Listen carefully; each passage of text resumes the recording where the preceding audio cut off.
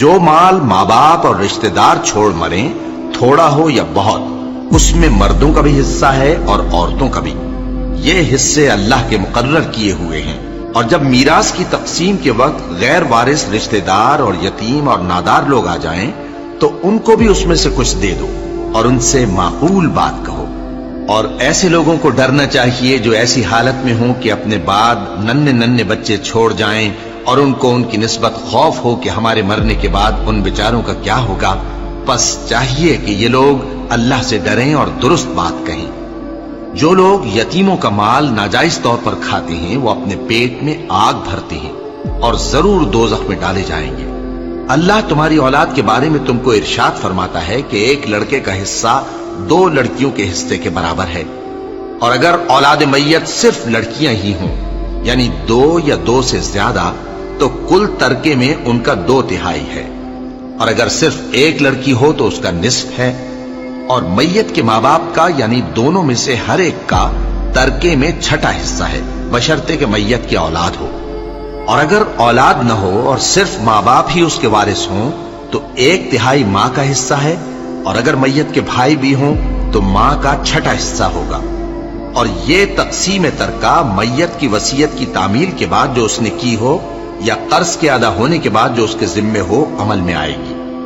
تم کو معلوم نہیں کہ تمہارے باپ دادوں اور بیٹوں اور پوتوں میں سے فائدے کے لحاظ سے کون تم سے زیادہ قریب ہے۔ یہ حصے اللہ کے مقرر کیے ہوئے ہیں اور اللہ سب کچھ جاننے والا ہے، حکمت والا ہے۔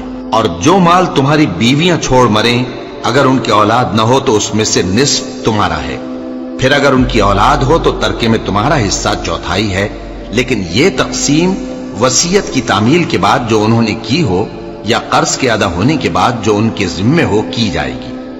اور جو مال تم مرد چھوڑ مرو اگر تمہاری اولاد نہ ہو تو تمہاری بیویوں کا اس میں 1/4 حصہ ہے، پھر اگر تمہاری اولاد ہو تو ان کا 8واں حصہ ہے۔ یہ حصے تمہاری وصیت کی تعمیل کے بعد جو تم نے کی ہو اور ادائے قرض کے بعد تقسیم کیے جائیں گے۔ اور اگر ایسے مرد یا عورت کی میراث ہو جس کے نہ باپ ہو نہ بیٹا مگر اس کے بھائی یا بہن ہو تو ان میں سے ہر ایک کا 6واں حصہ ہے، اور اگر ایک سے زیادہ ہوں تو سب 1/3 میں شریک ہوں گے۔ یہ حصے بھی بعد ادائے وصیت و قرض بشرطے کہ ان سے میت نے کسی کا نقصان نہ کیا ہو تقسیم کیے جائیں گے۔